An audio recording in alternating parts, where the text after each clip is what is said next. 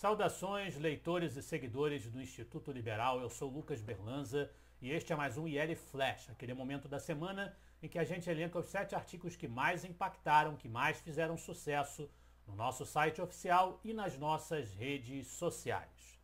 E hoje o nosso IL Flash começa com o texto da Pamela Borges, A Revolução do Comércio Livre. E é um texto que destaca as prodigiosas contribuições, nós que passamos aí nesse dia 5 de junho pelo aniversário de nascimento da grande figura do liberalismo econômico que foi Adam Smith, o grande pensador moral e econômico britânico do iluminismo escocês, em que a autora se concentra nas contribuições no legado para a reflexão sobre a liberdade econômica da obra A Riqueza das Nações, ou Uma Investigação sobre a Natureza e as Causas da Riqueza das Nações, obra smithiana de 1776, que lançou as bases para o cenário econômico moderno, que nós não sabemos se vai subsistir, né, e devemos lutar sempre para que a liberdade econômica aumente, mas que sofre muitos reveses com o crescimento das correntes de pensamento protecionistas.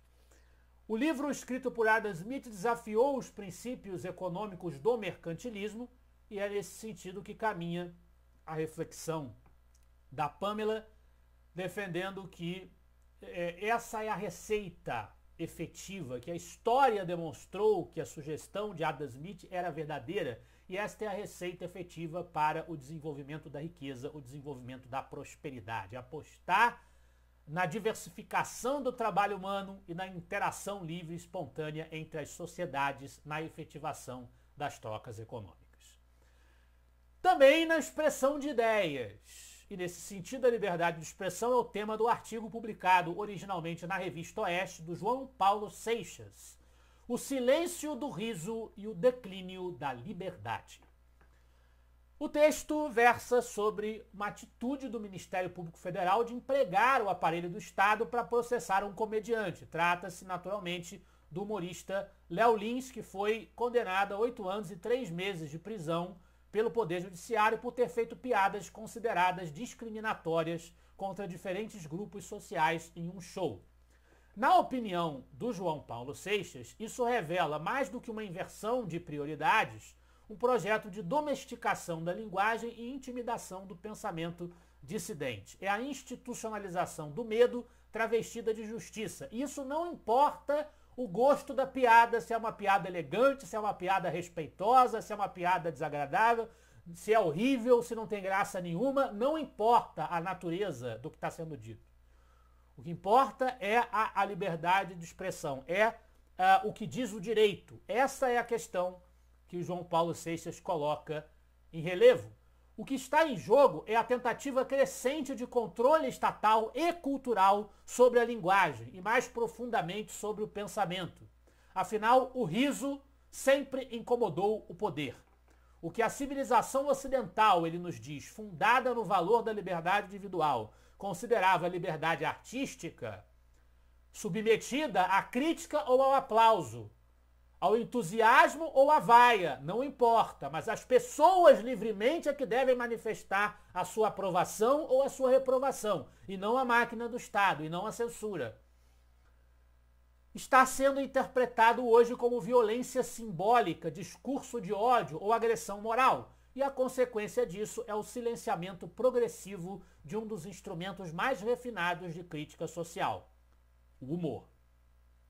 Na sequência, ainda dentro desse tema, nós temos o texto do João Loyola, A Prisão de um Humorista e o Fim da Liberdade de Expressão.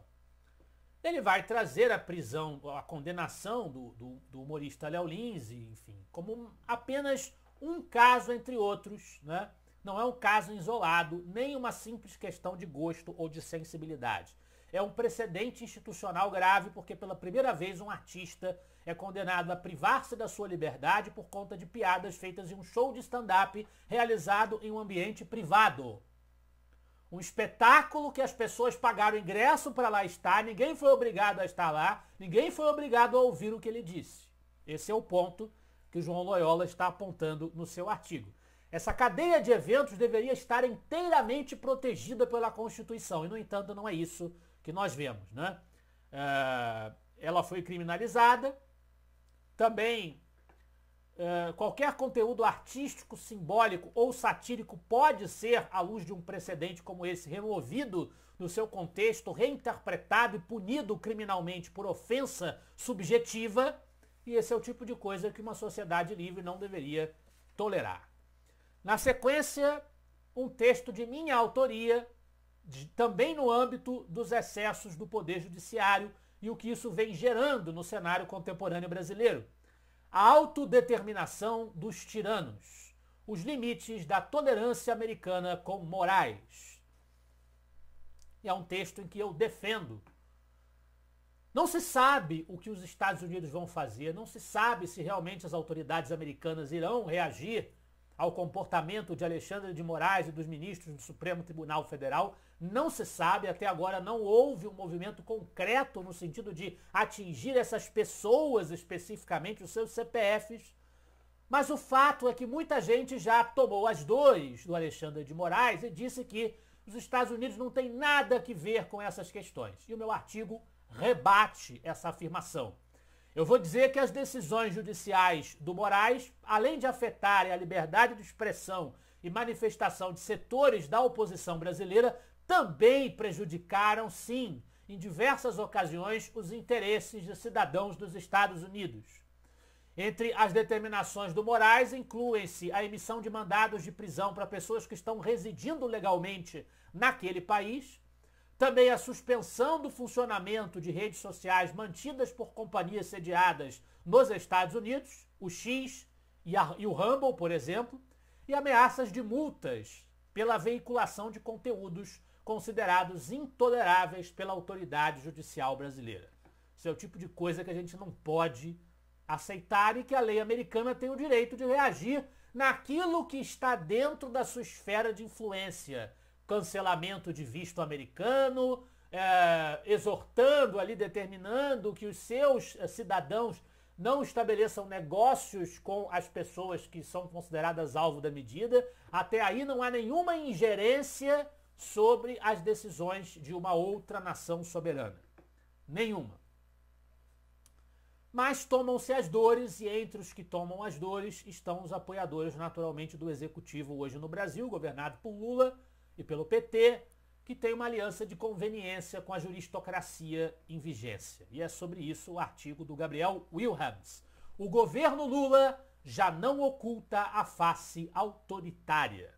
O Gabriel chama a atenção, aproximando-se o ano eleitoral, derretendo a popularidade do presidente Lula, para a facilidade com que o Lula tem retirado a máscara de democrata, o grande nome da Aliança Democrática Brasileira, a Frente Ampla pela Democracia, como ele se vendeu nas eleições de 2022, e vem demonstrando a sua índole tirânica, a sua índole autoritária. Isso aconteceu com o flerte dele e da Janja, claro, sempre ela, com a China, com a ditadura chinesa de Xi Jinping, e com a exortação a que a Advocacia Geral da União, supostamente um órgão de Estado, mas claramente aparelhado até o talo pelo governo, a que a AGU ingressasse com um pedido para que o STF adote medidas urgentes para a responsabilização das redes sociais por ditos conteúdos ilícitos, o que configurará, eliminando-se o artigo 19 do Marco Civil da Internet, a aceitação da censura prévia no Brasil. É basicamente disto que se tratará esta medida autoritária. Ainda sobre o governo Lula, o artigo do professor Alex Pipkin, Do Lado Errado, Outra Vez. E é um texto que discute declarações do Lula sobre a questão israelense, sobre o conflito na faixa de Gaza, né? E que o Lula insiste em ficar acusando a única democracia plena do Oriente Médio de ser o inimigo da civilização, o que é apenas mais uma demonstração do quanto o Lula realmente vale e qual é a sua natureza.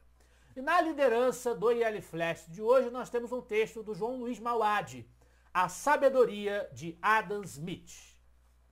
Voltamos, portanto, começamos com Adam Smith e terminamos com ele que nasceu em 5 de junho de 1723 e faleceu em 17 de julho de 1790, foi o pioneiro da economia política e por isso é considerado o pai da ciência econômica.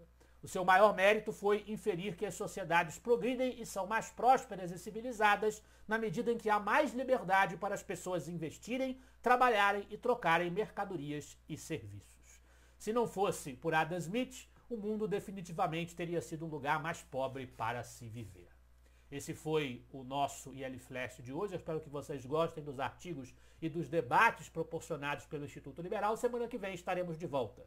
Afinal de contas, para nós, você é a parte mais importante da sociedade. Até a próxima.